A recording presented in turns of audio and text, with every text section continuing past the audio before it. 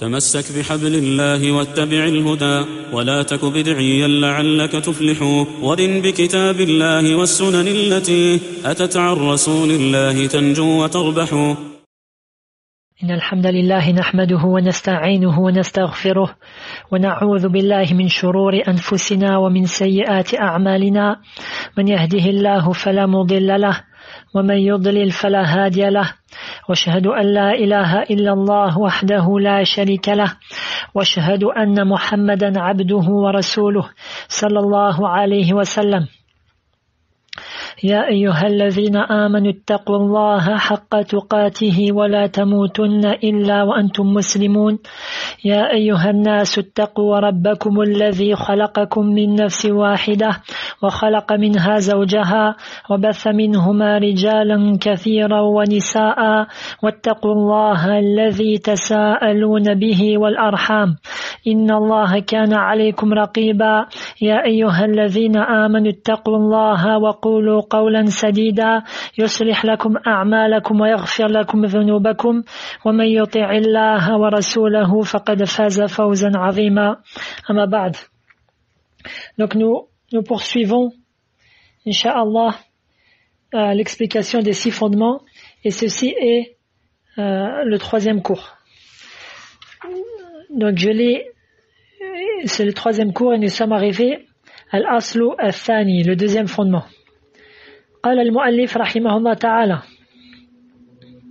أمر الله بالاجتماع في الدين ونهى عن التفرق فيه، فبين الله هذا بيانا شافيا تفهمه العوام، ونهانا أن نكون كالذين تفرقوا واختلفوا قبلنا فهلكوا، وذكر أنه أمر المسلمين بالاجتماع في الدين ونهاهم عن التفرق فيه، ويزيده وضوحا ما وردت به السنة من العجب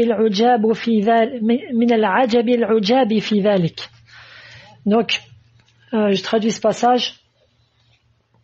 L'auteur dit: le 2e fondement, Allah a ordonné l'union dans la religion et a interdit la division dans celle-ci. Il a explicité cela de façon exhaustive, de sorte à être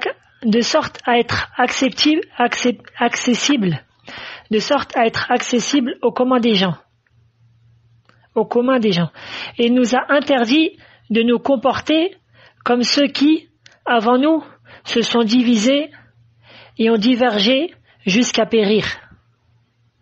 De même, il a rappelé avoir prescrit aux musulmans l'union dans la religion et leur a interdit de s'y diviser. Ceci est d'autant plus clair que la sunna y insiste de façon étonnante. Donc voilà pour le passage que nous allons expliquer, bi'idhnillah. Donc ceci est un fondement éminent qui est prouvé par la parole d'Allah Ta'ala et la sunna du prophète sallallahu alayhi wa sallam. Parmi les versets qui prouvent cela, la parole d'Allah Tabarak wa Ta'ala: شرع لكم من الدين ما وصى به نوحا والذي أوحينا إليك وما وصينا به إبراهيم وموسى وعيسى أن أقيموا الدين ولا تتفرقوا فيه.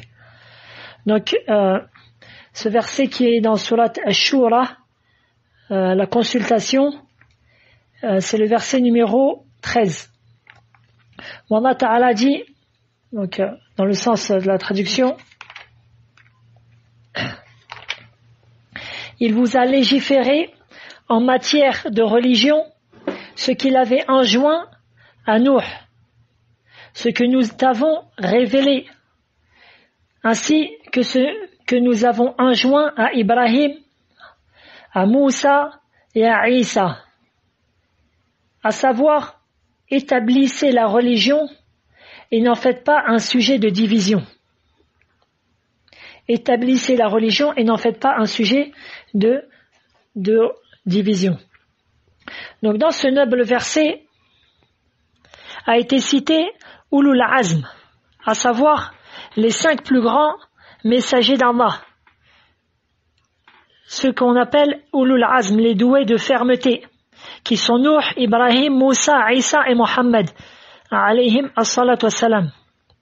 Et Allah nous apprend qu'à chacun d'entre eux, il leur a légiféré ce commandement. An aqimu ad-dina wa la tatafarraqu fihi. Établissez la religion et ne vous divisez pas. قال ابن كثير رحمه الله مفسرا هذه الآية وصى الله سبحانه وتعالى جميع الأنبياء عليهم السلام بالائتلاف والجماعة ونهاهم عن الافتراق والاختلاف. Donc l'imam Ibn Kathir, il dit dans l'explication de ce verset, Allah a enjoint l'ensemble des prophètes, que la paix soit sur eux, au rassemblement et à l'union. Et il leur a interdit la division et la divergence. Donc fin de citation. Et Al-Sheikh As-Sa'di, rahimahullah ta'ala, a lui aussi une belle parole que je vais dire directement en français pour gagner un petit peu de temps. Dans l'explication de la parole An aqimu ad-din, établissez la religion. Il dit, c'est-à-dire, il vous a ordonné d'établir l'ensemble des législations religieuses dans ses fondements et ses branches. Vous les mettez en application dans votre vie et vous déployez des efforts pour l'établir sur autre que vous. Et vous vous entraidez dans la bonté et la piété et vous ne vous entraidez pas dans le péché et la transgression. Fin de citation. C'est-à-dire le fait d'établir la religion en premier lieu en soi-même, puis d'appeler à cette noble religion. Ensuite, dans la parole d'Allah, wala tatafarraqu fihi. Et n'en faites pas un sujet de division. Cheikh Saadi dit encore, faites en sorte d'être unanime quant au fondement de la religion et ses branches. Et soyez ardents, c'est-à-dire et soyez ardents que les questions religieuses ne vous divisent pas, pour au final devenir des partis et des clans qui se détestent les uns les autres. Donc, on doit tout faire pour rester sur la noble religion d'Allah et ne pas s'en diviser. Un autre verset, Allah Ta'ala dit وَاعْتَصِمُوا بِحَبْلِ اللَّهِ جَمِيعًا وَلَا تَفَرَّقُوا. Allah Ta'ala dit dans Surat Ali Imran, le verset 103. Allah Ta'ala dit, et cramponnez-vous tous au câble d'Allah et ne soyez pas divisés. Et le câble d'Allah, c'est comme l'a dit Qatada et Souddi et bien d'autres, c'est, parmi les plus prédécesseurs, c'est le livre d'Allah. Ibn Zayd, il dit que c'est l'islam. C'est-à-dire, cramponnez-vous au livre d'Allah et à l'islam. Et ne soyez pas divisés. Et dans la sunna du prophète, sallallahu alayhi wa sallam, un hadith qui appuie ce sens.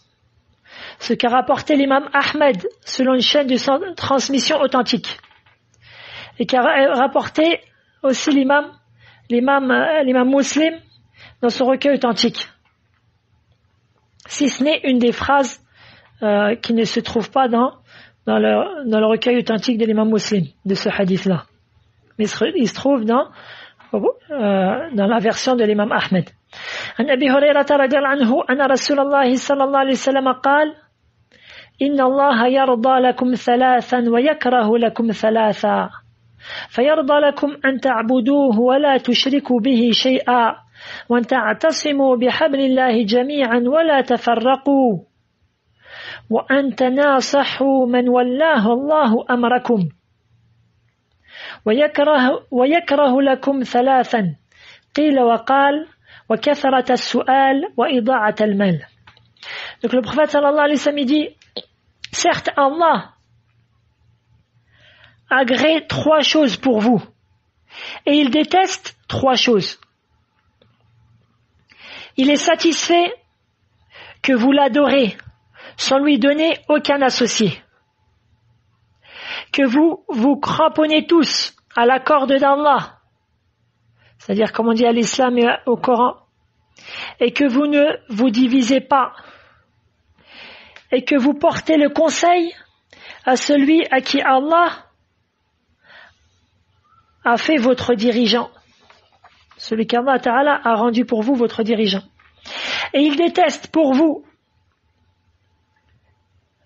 les dires, c'est-à-dire il a été dit, on a dit, etc. C'est-à-dire le fait de patauger dans des discours sans intérêt. Ça c'est la première chose. Deuxièmement, le fait de poser trop de questions et de gaspiller les biens. Voilà pour la fin, voilà le hadith dans sa globalité.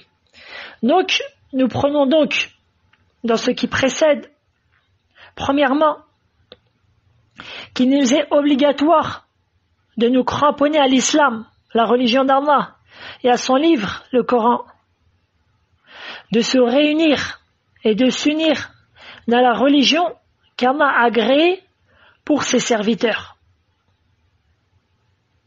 Comme le prophète sallallahu alayhi wa sallam et ses compagnons l'ont compris et l'ont mis en application. قال الله تعالى اليوم أكملت لكم دينكم وأتممت عليكم نعمتي ورضيت لكم الإسلام دينا. Allah Ta'ala dit dans le verset de Surat Al-Ma'idah, la table servie, le verset 3, qui est un verset assez long, mais je cite juste la partie du verset.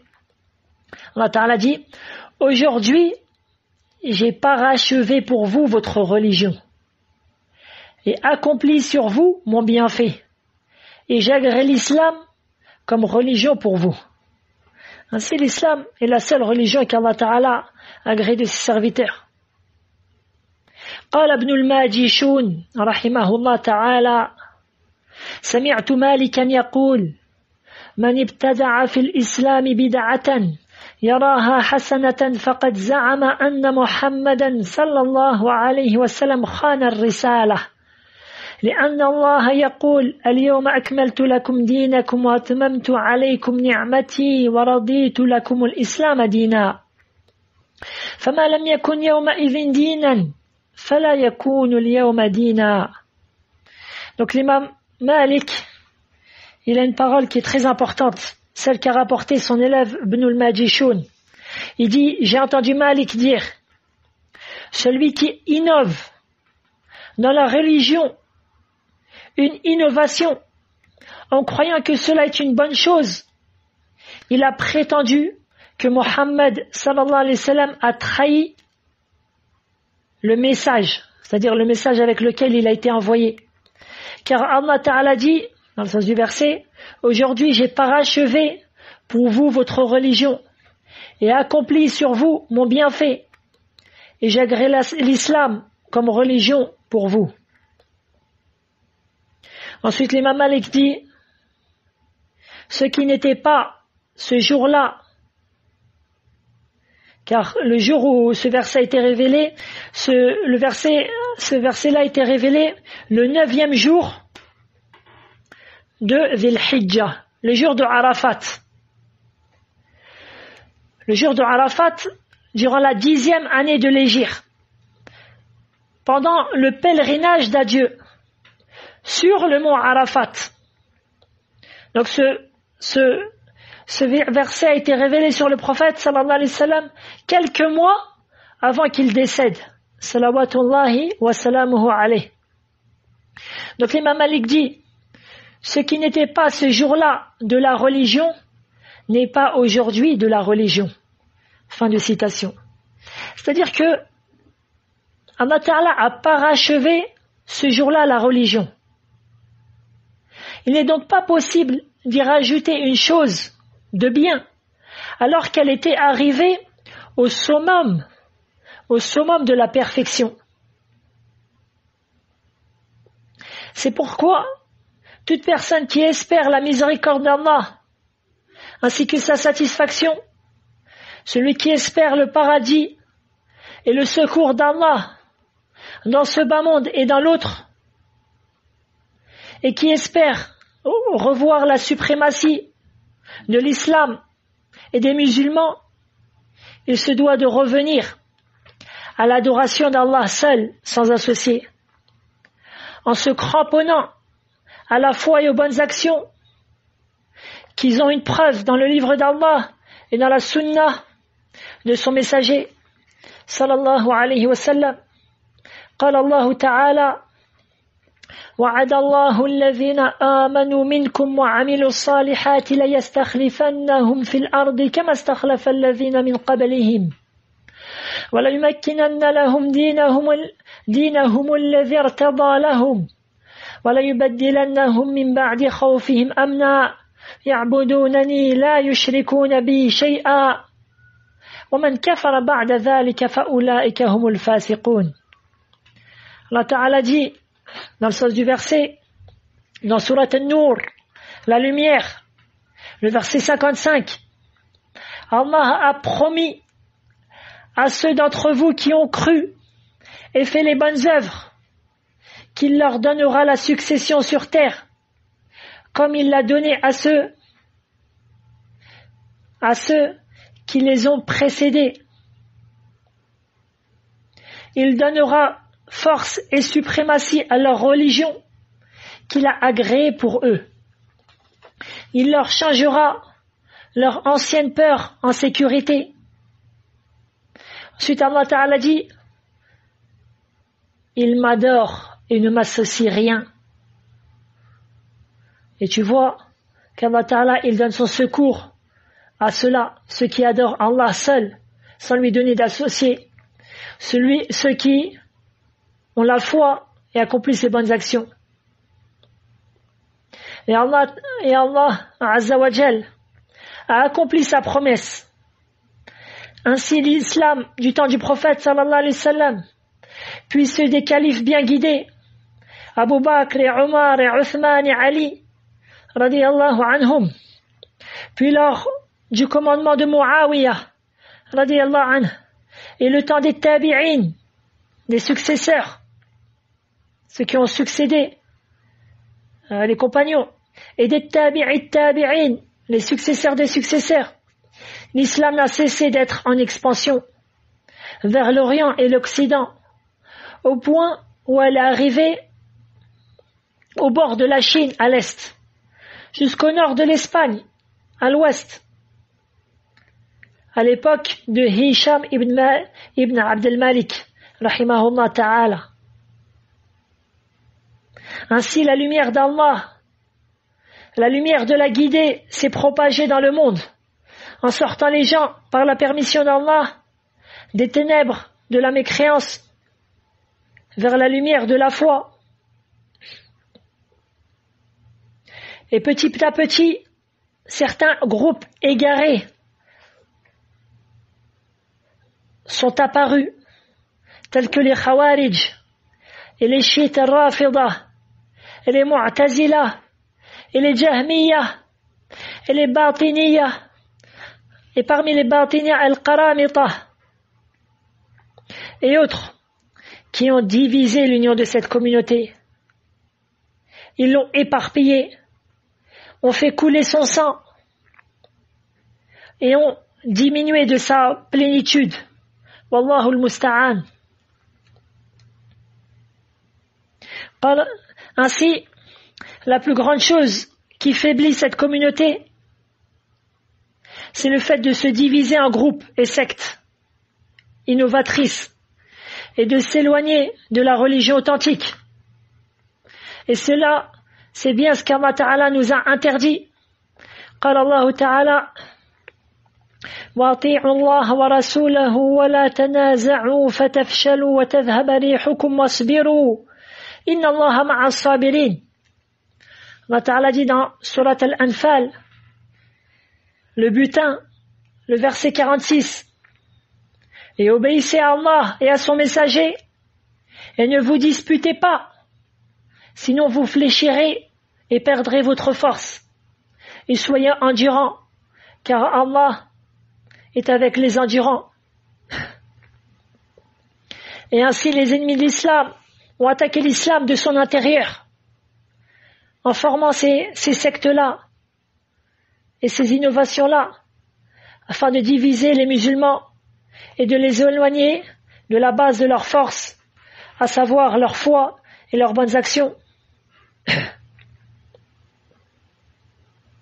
قال الإمام مالك رحمه الله تعالى لن يصلح آخر هذه الأمة إلا بما أصلح أولها. L'imam Malik dit, les derniers arrivés de cette communauté ne seront réformés que par ce dont a été réformé les premiers, c'est-à-dire les premiers de cette communauté. Ainsi, la seule chose qui peut réformer notre vie dans ce bas monde et dans l'autre est le fait de revenir vers le livre d'Allah et la sunna du prophète sallallahu alayhi wa sallam, comme l'a compris les compagnons du prophète sallallahu alayhi wa sallam et l'a mis en application. C'est ceci qui les a réformés et qui a sorti les compagnons de l'époque pré-islamique vers la lumière de la foi. Et c'est cette chose-là même qui peut nous réformer. Voilà la première chose qu'on peut prendre de ce qui précède. Et la deuxième, et ce qui a été entre guillemets cité, mais que j'insiste, est de délaisser toute forme d'innovation et de secte. قال الله تعالى إن الذين فرقوا دينهم وكانوا شيعا لست منهم في شيء إنما أمرهم إلى الله ثم ينبئهم بما كانوا يفعلون. Allah Ta'ala dit dans Surat Al-An'am, le verset numéro 159.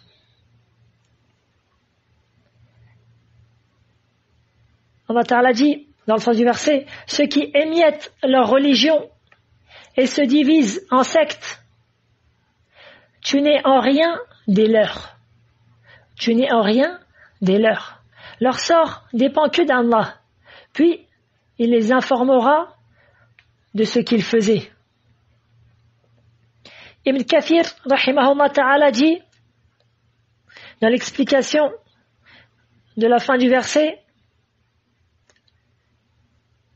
وكانوا شيعا أي فرقا كأهل الملل والنحل وهي الأهواء والضلالات فالله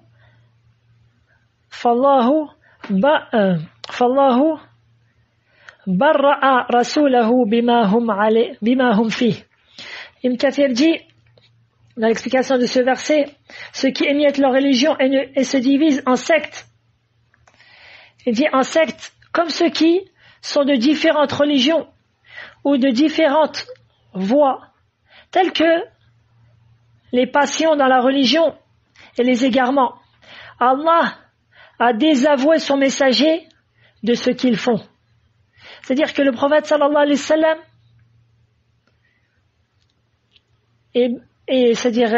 est désavoué de cela. Fin de citation. Il y a donc dans ce verset une menace pour celui qui dévie de la voie du prophète sallallahu alayhi wa sallam. Ainsi, celui qui désire être ressuscité dans la vie dernière du nombre de ceux qui sont avec le prophète sallallahu alayhi wa sallam se doit de se cramponner à ce don avec quoi il a été envoyé. Allah Ta'ala dit يوم لا يخزي الله النبي والذين آمنوا معه يسعى نورهم يسعى بين أيديهم وبأيمانهم. Allah Ta'ala dit dans Surat Al-Tahrim, le verset numéro 8, le bout de verset. Le jour, Allah Ta'ala dit, le jour où Allah épargnera l'ignominie aux prophètes et à ceux qui croient avec lui. Leur lumière courra devant eux et à leur droite. Donc Allah Ta'ala préservera le prophète sallallahu alayhi wa sallam de l'ignominie et aussi ceux qui l'ont suivi dans le bien. نسأل الله بأسمائه الحسنى وصفاته العلى أن يجعلنا منهم وأن يحشرنا في زمرته صلى الله عليه وسلم. Donc,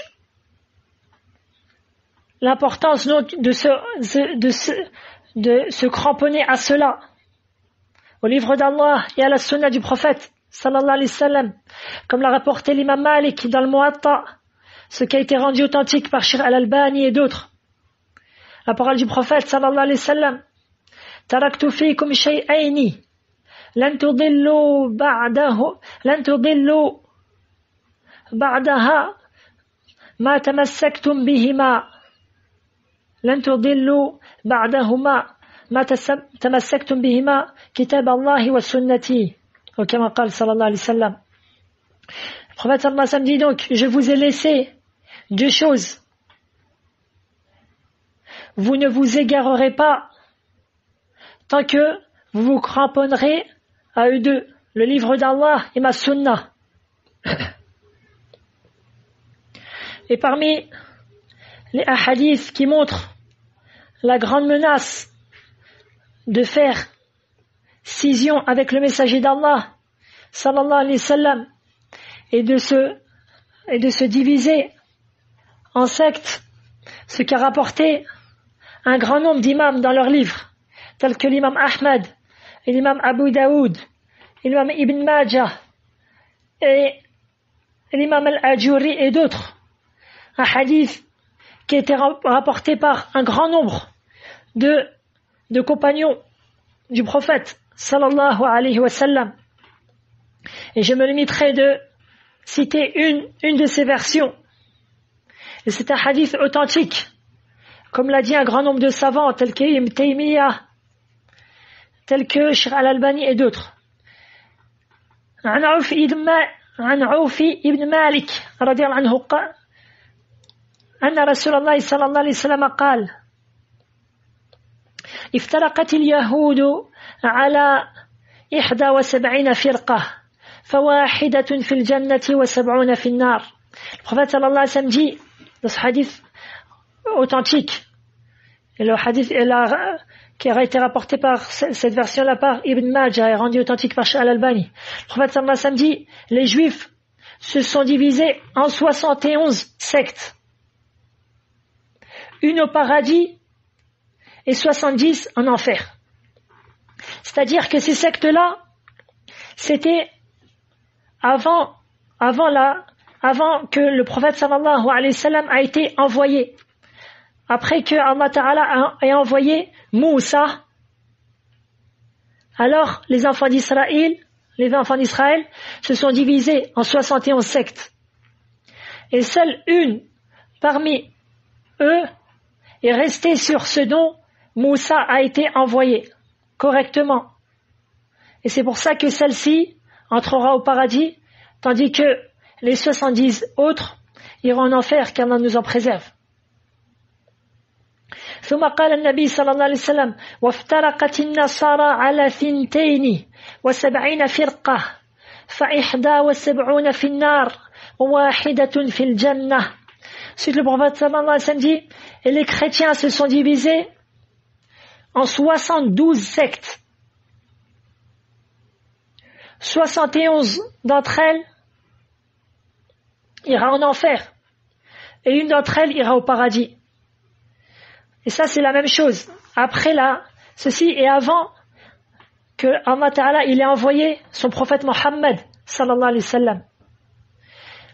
Ainsi, après que Isa ibn Maryam ait été envoyé puis qu'il ait été qu'Allah Ta'ala l'a élevé dans le ciel, alors les chrétiens se sont divisés en 72 sectes. 71 parmi eux sont rentrés sont déviés de la voie droite et ont été plongés dans des égarements. Et une d'entre elles est restée sur la vérité et c'est elle qui entrera au paradis. Et j'insiste sur cela, car après la venue du prophète sallallahu alayhi wa sallam, alors il est obligatoire pour tout juif, pour tout chrétien et pour toute personne d'accepter l'islam qui est la religion d'Allah tabarak wa ta'ala, comme a rapporté l'imam Muslim عن أبي هريرة رضي الله عنه قال أن رسول الله صلى الله عليه وسلم قال والذي نفس محمد بيده لا يسمع بأحد من هذه الأمة يهودي أو نصراني ثم يموت ولم يؤمن بالذي أرسلت به إلا كان من أصحاب النار. Le prophète sallallahu alayhi wa sallam dit, par celui qui détient l'âme de Mohammed dans sa main, il n'y a pas un juif ou un chrétien qui entend parler de moi, puis qu'il meurt sans ayant cru en moi, si ce n'est qu'il se fasse partie des gens de l'enfer, qu'Allah nous en préserve. Je reviens au hadith. Ensuite, le prophète sallallahu alayhi wa sallam dit, والذي نفس محمد بيده لتفترقن أمتي على 73 فرقة فواحدة في الجنة و72 في النار قيل يا رسول الله من هم قال الجماعة. Ensuite, à la fin du hadith précité, le prophète sallallahu alayhi wa sallam dit, par celui qui détient l'âme de Mohammed dans sa main, certes,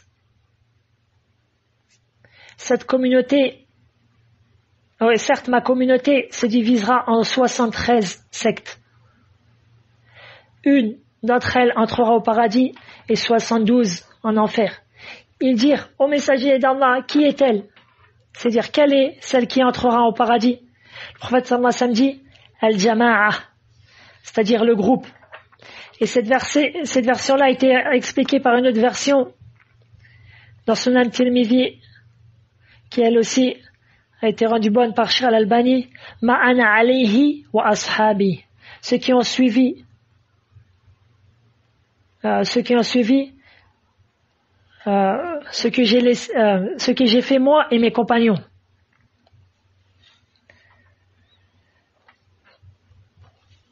Donc, fin du hadith.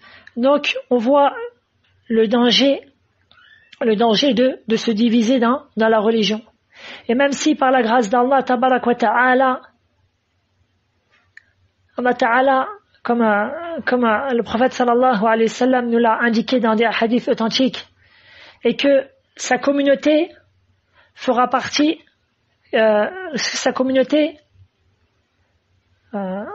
sera la moitié du nombre des gens du paradis.